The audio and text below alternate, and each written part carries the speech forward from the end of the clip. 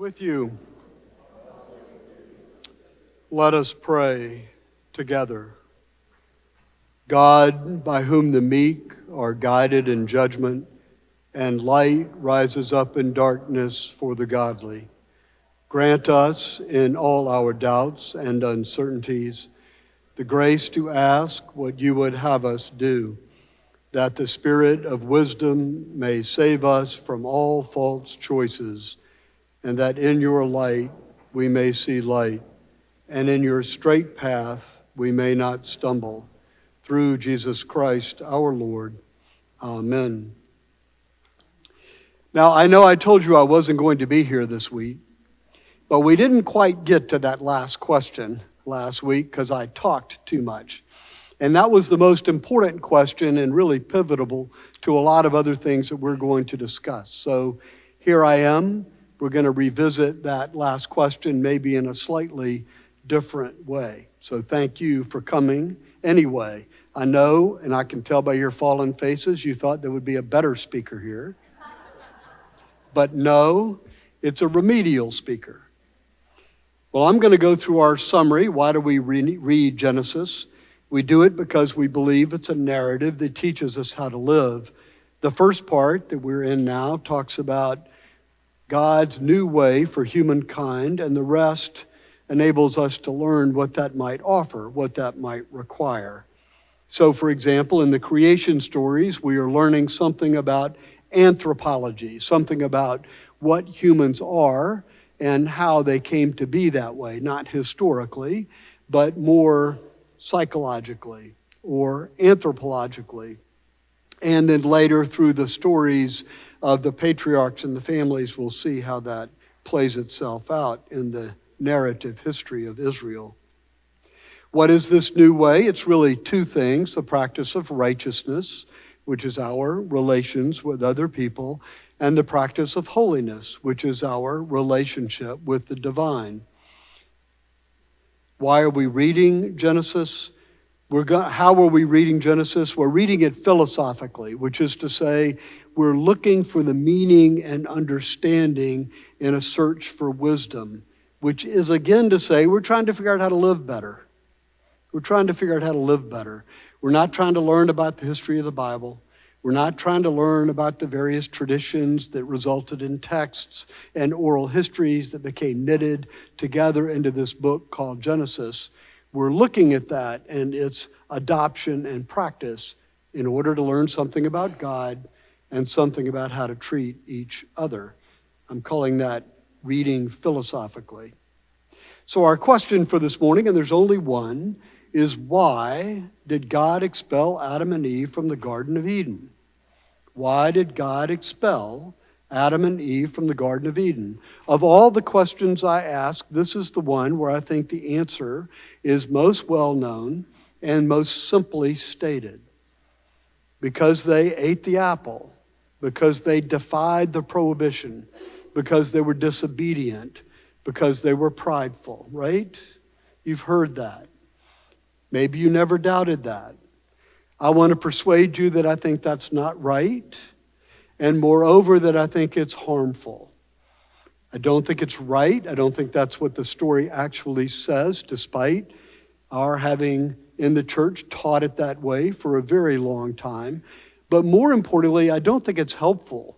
I don't think it's helpful to our understanding of who God is, and I don't think it's helpful to our understanding of how we ought to treat each other. So that, what I've offered, that answer that I offered, is something I'll call the old story, or an old story. They were cast out as punishment for the sin of pride, which was evidenced by their eating the fruit of the tree in disobedience of God's command. God said, don't do it. They did it anyway, trying to be equal to God, and God, as punishment, cast them out of the garden. What's wrong with this story? Even the use of the word punishment, I think, suggests that God demands repayment or revenge for its own sake. Retribution, you might describe it. You've done wrong, and you got to pay for that. And the payment is the extraction of a price, some suffering, some sacrifice. You'll recognize this thought process because the dean preached on it on Good Friday when he went through all of the atonement theories, all of the ways that we have understood why Christ died on the cross. It's the same dynamic. Most of the atonement theories that he patiently dismissed were those that made the same assumption, that there's some punishment that was imposed by God and had to be repaid by sinful human beings. But this old story assumes that what the serpent suggests, right? This is just what the serpent told Eve. God is hostile to you. God says you're going to die if you eat of this fruit. You're not going to die. God says you can't do this. You can do this. What God's really worried about is not your welfare, but God's own superiority. God's worried that if you eat of this fruit, of the tree of good, and you'll remember we've interpreted that as bad, not evil. If you eat of the tree of this fruit of good and bad, you will know everything God knows and you'll be equal to God. That's why God's told you not to do this, right? It's not that you're not ready to drive the car yet. It's that your parents don't want to give you the keys. Think about it. You're able to drive. Your friends are driving. The car is full of 16-year-olds driving. Your parents are just mean. They are hostile to you. You will not die. You can drive. Steal the keys. Here ends the message of the serpent. Okay, so there's a news story. And this is a story that I'm claiming we can live by. The news story is something we can live by and live more fully. I've said before that speech and reason, now when I talk about reason, I'm not just talking about rationality or our ability to analyze things, to break them down and understand what the core point is. It also includes the way I'm using the term imagination, our ability to imagine what might be.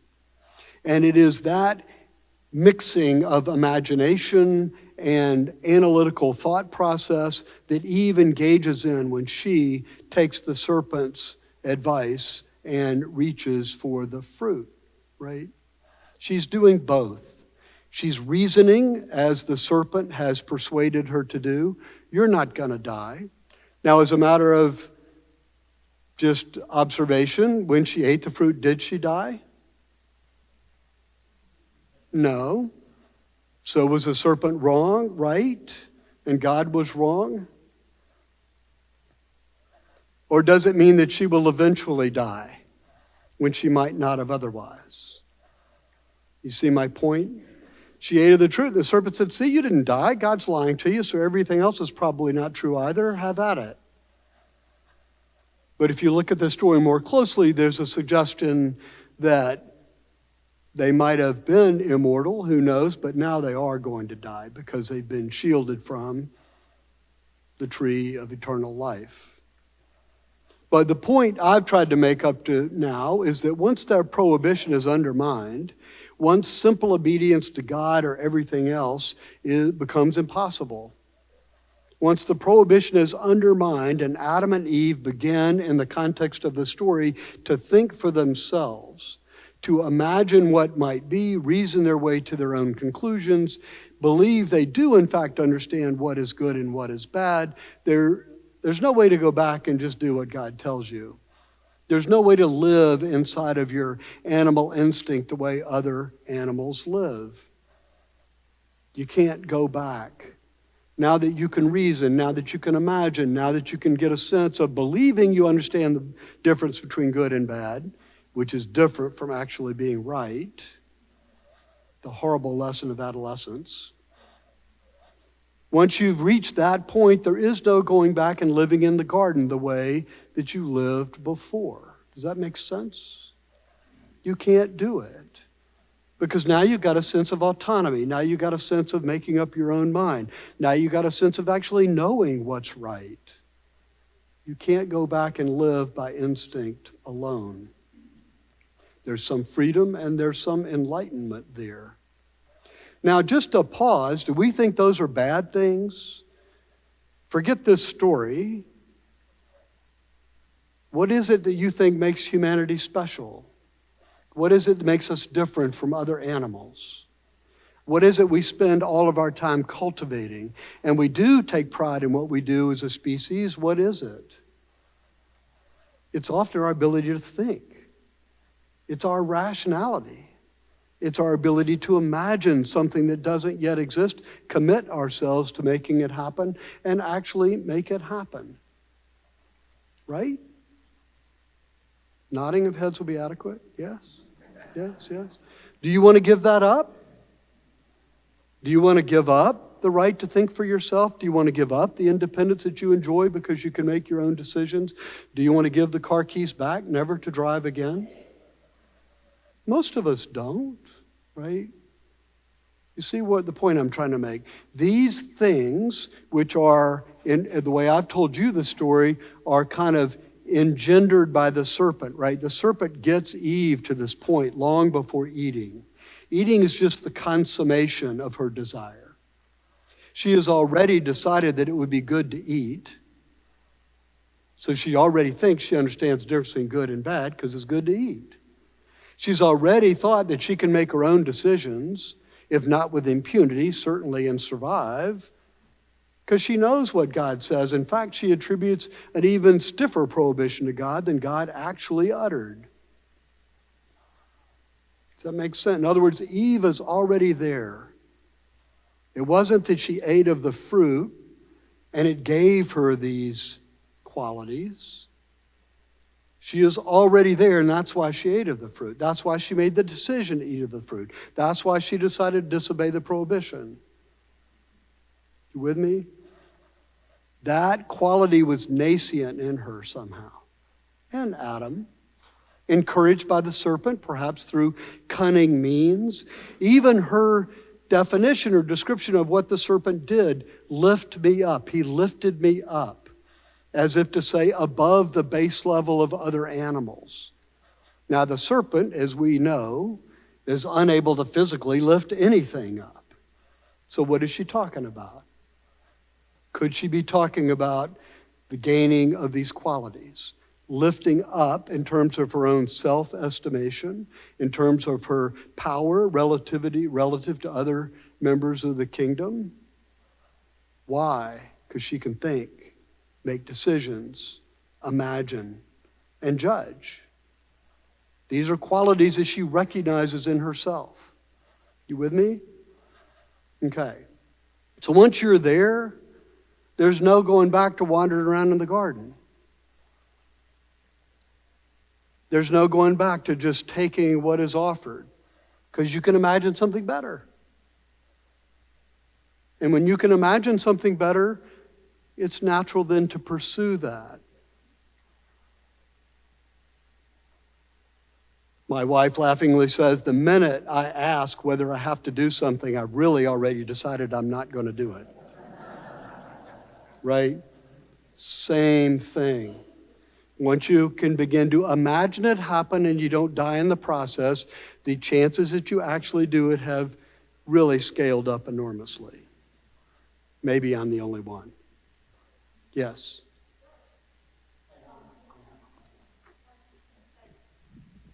But if you'll say it when the mic gets there, then tomorrow when everybody listens to you, they'll hear every bit of it. All right. It's all God's fault. He created us that way.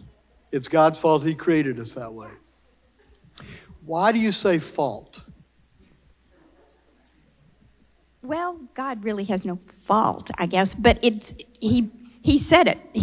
I'm creating you, and here you are, and let's see what you can do. Right. So I think that's a wonderful point.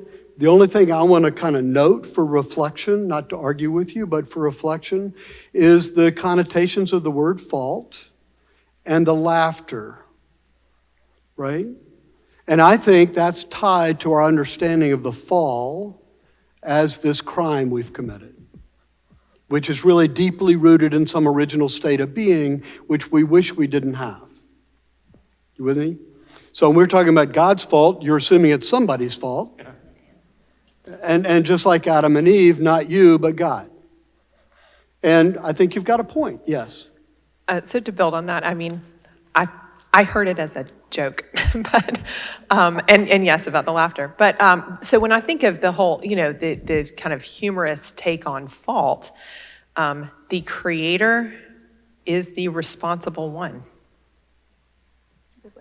Right. So I think in terms of responsibility, and that, I think a lot more about this topic generally, but that's just, what I was thinking about with fault and thinking about it in those terms. I don't necessarily connect that to something wrong that we did, but just kind of saying like, this is how we were created. And I think that this whole story is, to me, tracks with, human psychological development. Right. But let me pause. So yes, to the psychological development. How about the idea that the Creator is responsible for the behavior of the created? Creation, okay, got it. Thank you. Yes. So another way to read this is that God didn't want Adam and Eve to eat the fruit of the tree because he thought it was going to bring them pain and suffering he didn't want them to have. But it doesn't change your point that they are created with these characteristics. They may have been drawn out by the serpent, they may have been embodied in the behavior, but they are there anyway. And I think that's absolutely right. Yes? Well, in the beginning of the series, in the beginning of the series, in the cosmology that you were going over, he breathed life into them and they were made of earth.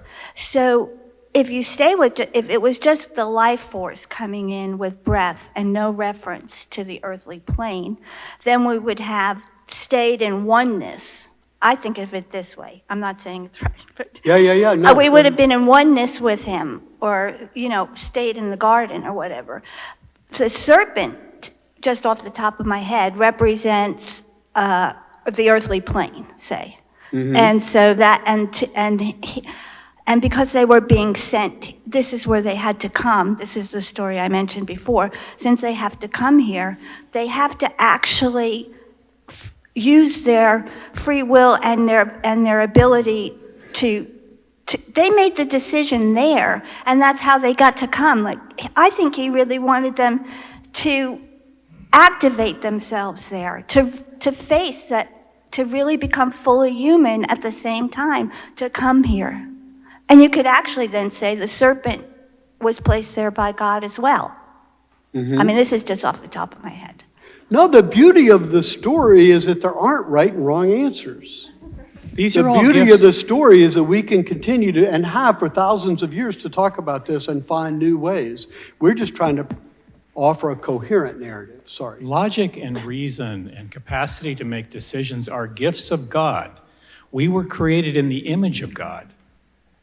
God endowed these gifts upon us for good use. To me, it's an issue of judgment. Do we have the judgment and the capacity to use these gifts in ways that God would like us to use them? Or do we err in our ways? To me, these are not anything other than that. These are gifts of God. Okay, thank you. I do want to say briefly, so yes, remember, image is in the first story, not this story. And it's helpful in reading the stories not to take images from one and put them in the other. But because that issue of whether you're in the image of God is, in this story, is like, it's more about likeness than image, and when becomes a question. So yes. So I was, to follow up on the judgment, I don't know which story this falls in, but I'd always heard that the first thing that they do once they've fallen and eaten of the fruit is they judge themselves. They see that they're naked. That begins this judgment process all the way through of judging themselves, judging each other, what we do. That thread follows all the way through the Bible until we finally judge God and nail him to a cross. So this whole idea of judgment comes out of this thought process. So yeah, and all I'm suggesting is they made a judgment before they ate. They made a judgment to eat. And they made a judgment because they thought it was good, which kind of gets to Jim's point, and they did that because they were made that way. And since they are created, that is a gift from God. So yes, But it wasn't the fruit, in my telling, it's not even the disobeyance. It's just that we have that capacity to reason and imagine and try to discern between good and bad, which is judgment. That's the judging of themselves, I think, that comes out of that. Yeah, right. That's that wonderful quote from the kids, remember? When the kid said, and I wish I could mimic that voice, but it's like, well, the thing I'm always curious about is, how did they know that how did they not know they were naked? And of course, what I tried to make that point to you was by quoting the other local theologian, Louis Grizzard, who famously said, naked is when you don't have any clothes on. But naked is when you don't have any clothes on, you're doing something you shouldn't be doing. So they were always naked, and now they're concerned they were naked, i.e., shame. What did they have? So, yes. What did they have after they didn't have before? They had shame, I think, yes. There's something that's coming to mind after hearing y'all's wonderful feedback. There's an assumption that it wasn't God's plan for us to ultimately leave the garden anyway. So someone mentioned this idea of the fruit activated the reasoning and the judgment and the perceptiveness that defines humanity. Maybe God had that all in mind. We just did it a little too early for him. Yeah, I mean, see, this is a wonder of a story. Or maybe God said, oh, that's what we're doing. You ever had that experience with your own kids? You said something and they took it off and you never anticipated that path and you're like, okay. Or I had that path in mind. My son is critical in this one, as you say it. It's like, yeah, I had a plan for him to get to that step, and he just jumps it and does it like 2 years earlier than I was thinking. And I'm like, okay, we're here now. I wasn't quite ready for that. Yeah, exactly. Or they just say no, but I've thought this through. Well, thank you for that, but no thanks, right? So yeah, I like the idea that God has put into motion these things, the most important of which is the active ingredient of love, which then goes about the process of attracting things to each other and binding them together in ever more sophisticated forms, and that's how we get where we are. And that explains evolution, and that also suggests that the unity, the oneness, to kind of pull in who said oneness? Kind of pull in an Eastern concept of oneness, which I like, thank you, is not something that was then. So my question about the earthly plane is the Garden of Eden in the earthly plane or not? We don't have to discuss that now, but that's not really stated. So is the oneness, in the old story, the oneness is something we had and we lost because we were bad. In the story to live by, the oneness is something we're striving toward, we have it to look forward to, and it is the ultimate purpose of creation. It was what we were created to strive for. God's activity in the world is enabling us to move in that direction, and we can look into the future and anticipate a moment of oneness. Remember in the Lord's Prayer, what do we say in the Lord's Prayer? May it be on earth as it is in heaven? As often as I've said the Lord's Prayer, you think I could remember that. Right? That was the kind of Jewish anticipation of history, is we were going to go through history and it was all going to come together. Right? The resurrection wasn't something one person was going to do on behalf of others. It was something that was going to happen to the whole nation. They were going to be raised up. Everything was going to be made right, and it was going to happen here. That's the symbolic world in which Jesus lived. Not the later Platonic understanding, or the Platonic understanding, that there's something outside of space and time that's perfect, and what we're really trying to do is get rid of these bodies that inhibit our growth and rise to that level of spiritual maturity, and it's going to be good. Right? Which I think animates so much of our spirituality and theological understanding, certainly since the Middle Ages, and did my own for a long time. That's not Jewish. That's not what they were thinking when Jesus was alive or Paul was writing or those early testaments until John, until the fourth gospel. That's a different conversation. That's not what they thought was happening. They thought they were living into a life of God, which was going to result in everything being okay. Not that they'd screwed it all up out of Genesis. So, Lyons, and then if I can get a mic back here. Yes. Let me see if I can do this. I've experienced this where you've felt some type of force or power within you that was really positive. And as within a minute or a day or whatever time period, you kind of fall off of that. And you say to yourself, well, how can I bring that back?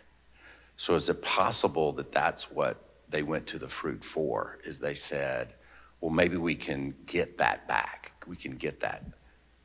If that makes any sense to you, we can get that sense of oneness, that sense of peace, that sense of freedom, whatever it might be, relief from guilt, and that was why they took the movement, and the serpent was so beguiling, because they were in that moment of kind of like, well, we felt that way, but now we're kind of back to not feeling that way.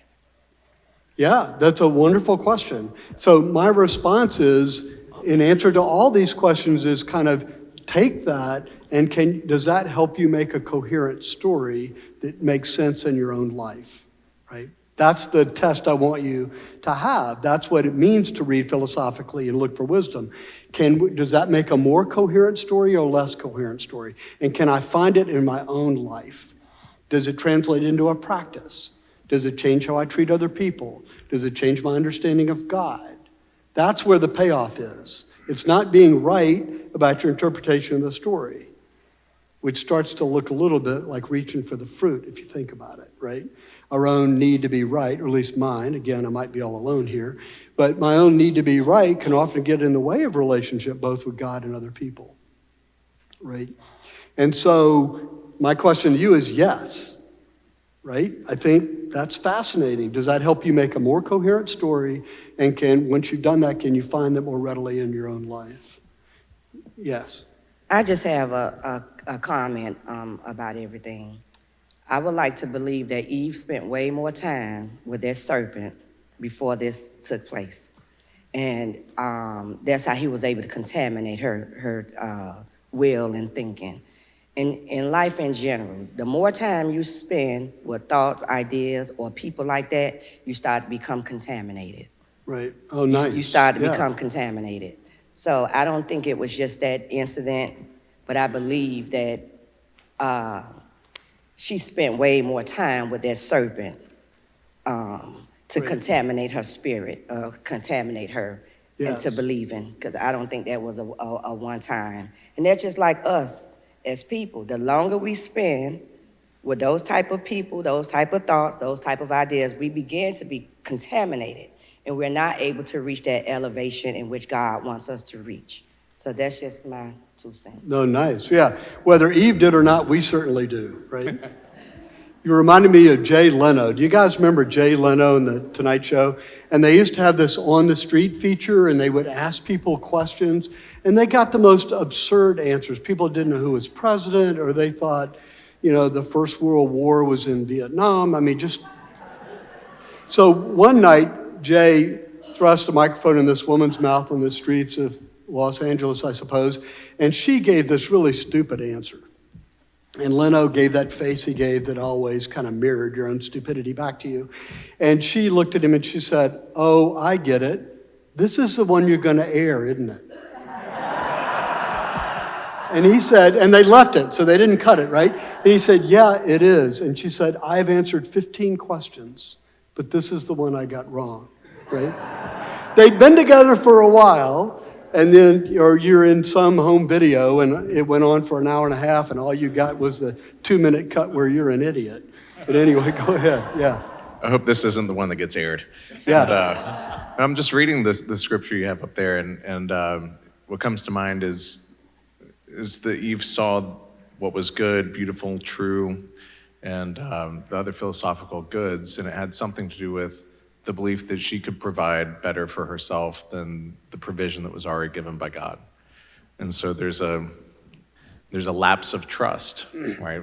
God's provision is sufficient, but this tree looks pretty good for food, and it's really delightful for the eyes, and it's desirable, and it can make one wise for oneself. So then I can provide food and beauty and wisdom for myself and my husband, and I don't need God's provision anymore.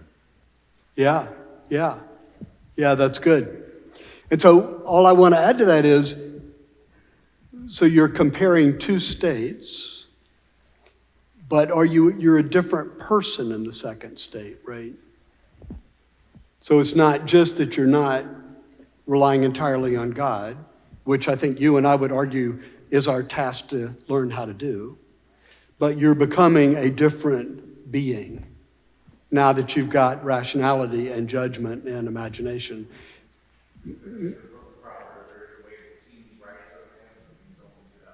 Yes, exactly. He's quoting the book of Proverbs. It seems right to a man, but it leads only to death, when the woman had it right all along. That's your point, right? So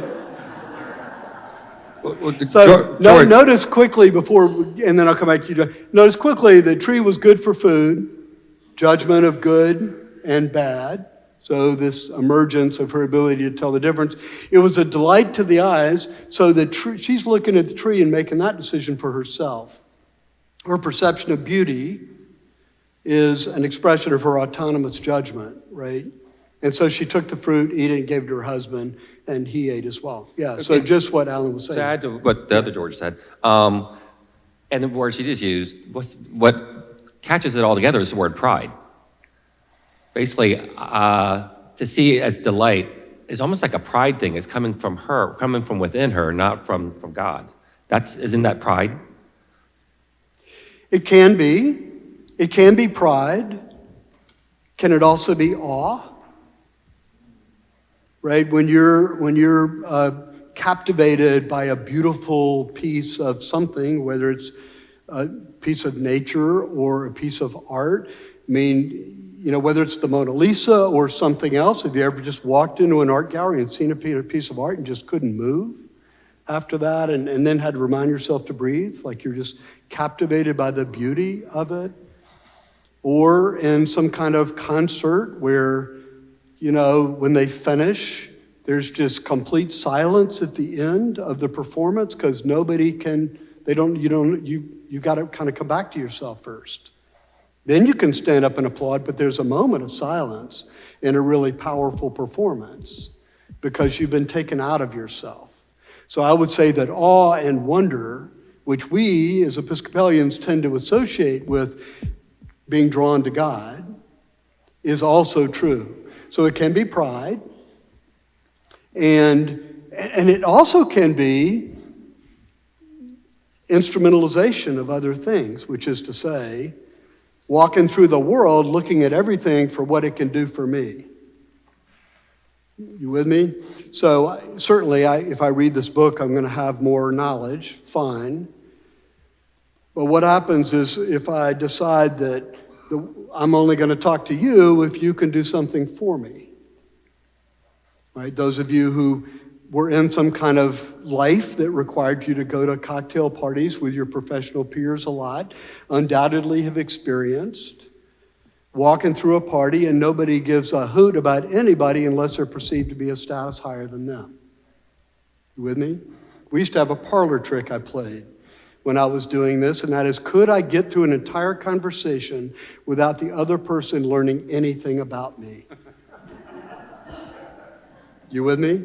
It's not hard to do. Oh, that's a brilliant insight. Well, let me give you another one. Right? It's not kind. I am so much kinder now than I was. It's not kind, but the fact that it's possible is telling. And so I happen to believe that if you want to talk about original sin, you really want to get down to what we ought to be most attentive to in self-reflection.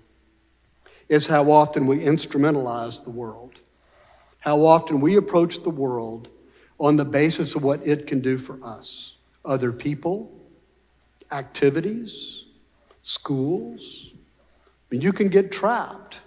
Now, this is not my insight, of course. When you go back to the early days of the church, particularly the Eastern church, the passions, fundamentally, that's what they're all about. You know, the 7 deadly sins, those are all can be consolidated into a concern about instrumentalization. So I'm not going to talk a lot about this, but do you know what I'm talking about? Am I being clear about this?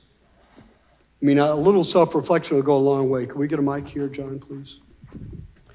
On that. So, anyway, yes. Yeah, it seems to me, for me personally, the entire story has 3 things that, if I can carry those 3 things with me through the week or the day, it is first that there's temptation, second that there's free will, and third that there's consequences.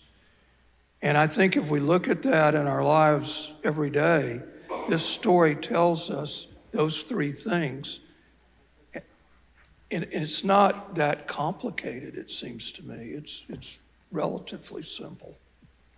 Yes, that's a nice observation. I just want to kind of expand the frame so that we associate consequences with things that are good and positive, not just things that are negative. So it's not that we had a rule, we broke the rule, and now we're paying for it. And that's why childbirth is hard, and that's why, you know, the land is harsh, and that's why our life is such a mess, and that's why we have this political polarity, and that's why times right now are worse than they've ever been. Are you following that train of thought? I mean, it doesn't have time, you know, maybe times are worse than they've ever been. Doug and I disagree about this. Maybe times are worse than they've ever been, or maybe we have problems, but they're not that unique. If you think that times are worse than they've ever been, my suggestion is you go get a subscription to the PBS documentary series on Netflix and watch Vietnam and watch the settling of the West and watch World War II. And times were pretty bad. Watch the Civil War, Ken Burns on the Civil War. Times have been bad before. I just think we're a little more divided than... Hold it. I knew you would have a response to it. I said, I just think we're a little more divided than even back then, from my part of my recollection. But I'm glad you asked that question. Talk about the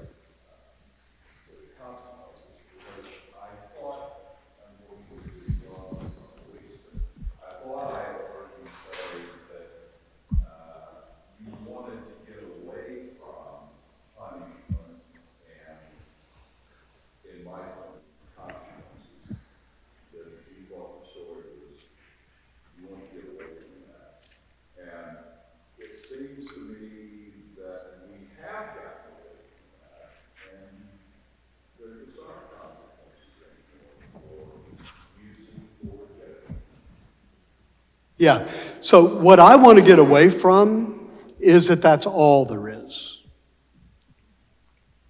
That's all there is. That this is nothing more than a story about how when you disobey the rules, you pay. And that we should understand God as a vindictive, wrathful, hostile presence.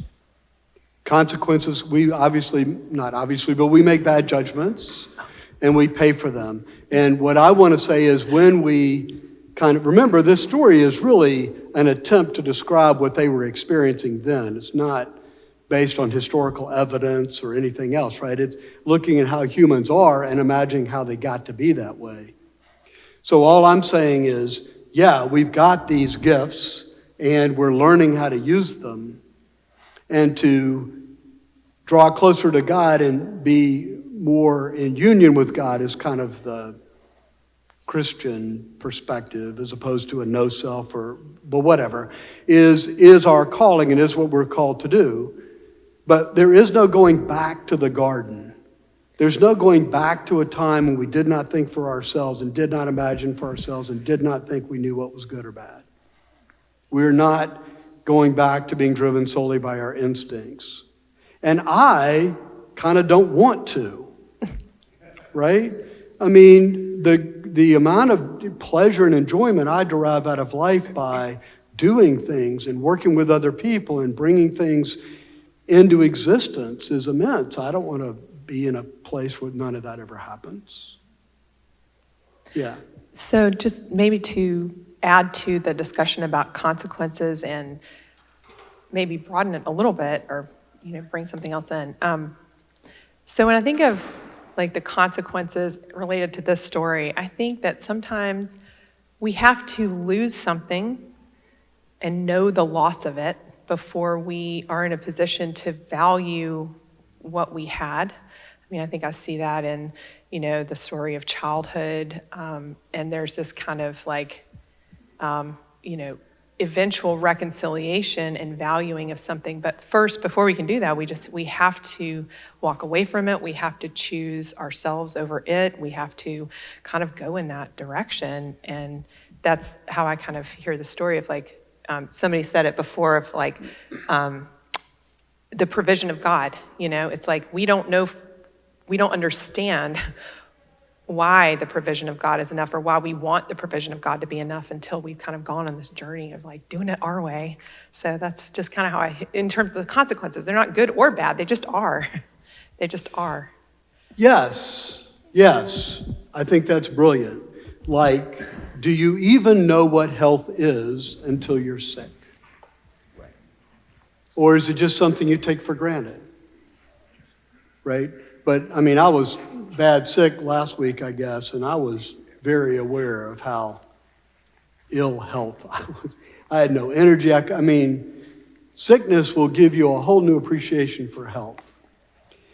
So I want to say, first of all, I forgot who said this, but you can see the bottom paragraph here. This is how we permit reason to convince us to accept wholly true its partial and hasty opinions. That is to say, one of the consequences of taking on this status of being able to make our own judgments and exercise our reason is our ability to persuade ourselves that part of the truth is the whole truth, right? Somebody said that, I just want credit for thinking of it all by myself. Which is, of course, the definition of a heresy. You've heard me say this before. And we talk about heresies in the Christian past, and if you're not careful, the word heretics will take on a secondary connotation of immoral person. The truth is, they were asking questions that had not yet been answered, and they came up with an answer that ultimately wasn't accepted as being right. You with me? In other words, heretics only exist when you're looking backwards.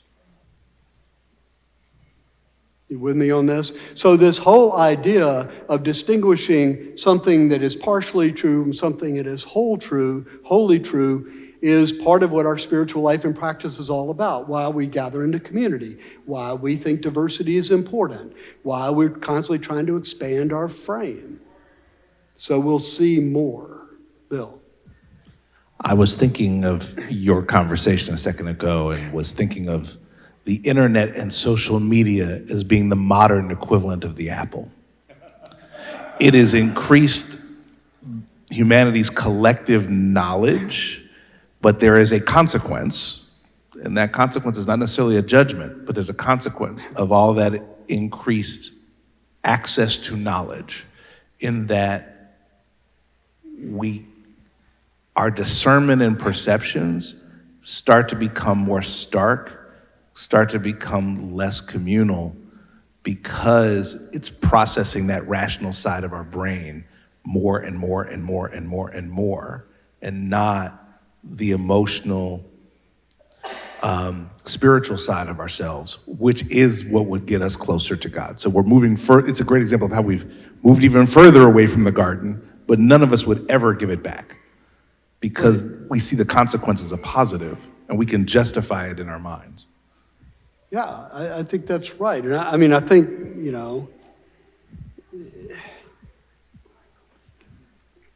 one way to understand this, and all words are insufficient, but one way to understand this is having gained this new capability, we're fascinated by it and we use it and that we think it's everything. And we forget our heart, we forget our deeper self, we forget our connection with God. And the more success or pleasure or productivity we can enjoy over here, the easier it is to convince ourselves that this is it and isn't it cool that we're in charge of it. Yeah, and I think that you can tie that back. I think Steve Jobs knew what he was doing when he chose the Apple. I do. I think he knew exactly what he was doing. But if you think social media is an interesting example of that, just think of artificial intelligence. Because now it's all on steroids. But does that mean artificial intelligence is bad? My sister, who's a priest in Jackson, Mississippi, called me last week. She said, "George, I've been asked to give a benediction to the Jackson County Bench and Bar Association. So I've got to go say something. All these judges and lawyers, what should I say?" So I got in my Chat GPT-4 and I asked it, "What should a female Episcopal priest say as an invocation to the," and it like spat all this right out. And so I just texted it right back to her. And she said, "Did you just write this?" Well, that might be the consequence of eating the apple. But anyway, yeah, all of these technological advances, right? They all present this problem. And of course, what I've said about discernment is that we ought to start with our deeper selves, with our heart. It assigns, if you will, to the other analytical part of us what we need to figure out. We ought to go figure all that out in a full utilization of all of these gifts of God, and then we should check that back against our hearts. That ought to be our thought process.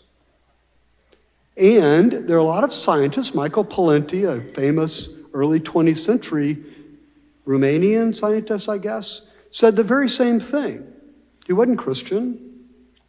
He's like, "I'm concerned that science is moving in a direction where we think objectively determined data that we're not connected with is the only thing that counts as truth. And I think if we allow that to become the definition of science, we will become worse scientists." Why? Where do you start the scientific method? With a hypothesis. Where does that come from? Not data. And invariably, when after that data is gathered, and then you look at conclusions that are reached, some of the greatest scientific breakthroughs, and he enumerates a number of them, are when somebody did what I would call checking it back against your heart. People that, I can't remember the experiment now, but people that really had some kind of breakthrough only because they pulled back from all of their lab stuff and started trying to imagine what they would do if they were the ions they were studying, i.e. have empathy for their subject. And in doing so, gained insight that they could verify with the data. You with me? So it's not just crazy prayer stuff. It's like we are going to walk through life being more fully alive if we learn to utilize all of our gifts with some healthy humility, which is to say, all of those gifts that Adam and Eve got through the apple, the ability to distinguish differences, that's what we say in godly play, that what the apple gave was the ability to distinguish differences, which, as godly play often does, is an absolutely brilliant way of encapsulating what I've spent 4 classes talking about. But that is a magical thing. That's a great power. We ought to be utilizing that. It's not evil. It just left in and of itself takes us in directions that aren't what we want, really. So we have to remember that we have to start in our heart and finish in our heart, or our deep self, or our right hemisphere of the brain. It's all the same stuff, right? It's all the same stuff, whether I look at it through neurobiology or whether I look at it through the patristics in the early part of the church, they're all saying kind of the same thing. Or when we say losing God, for example, same thing. So yes, there are consequences, and they're not all good. And when we think we're wholly in charge of them, they're invariably worse. Then we figure out how for God to be part of it. All I'm saying is, I don't think the second creation story is about how bad we are. I think the second creation story is about who we are. And there are consequences that are adverse if we go charging off without God. Right? But when you look at the punishments that are rendered as we come to the end of this time, where all of these, God says, well, here's what's going to happen, right?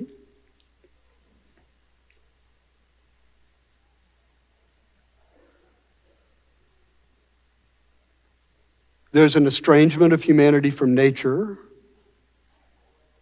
right? You're going to have to toil in the land. Even an estrangement from your own body, childbirth is going to be painful. A division of labor.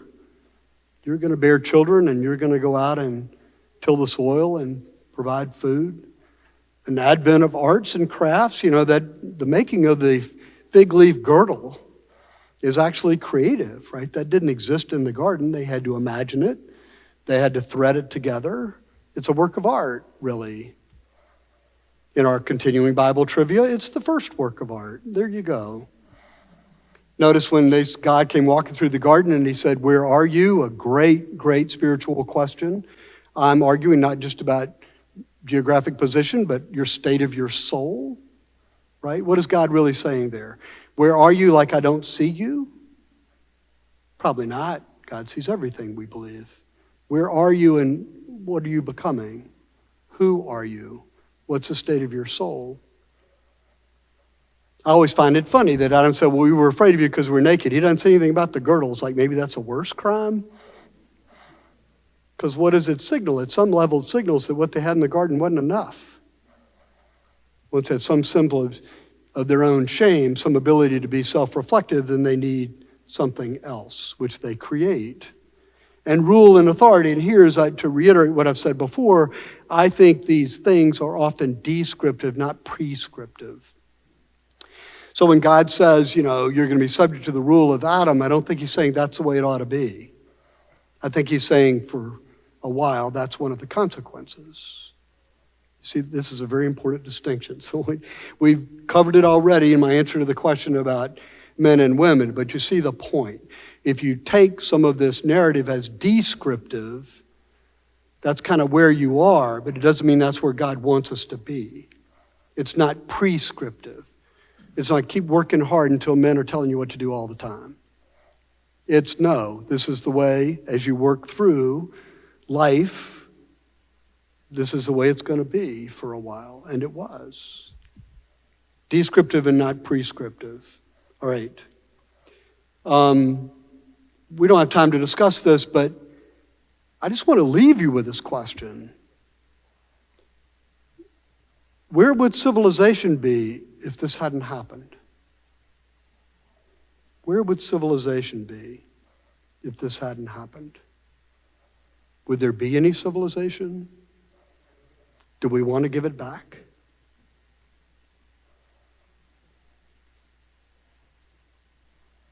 Go in peace to love and serve the Lord.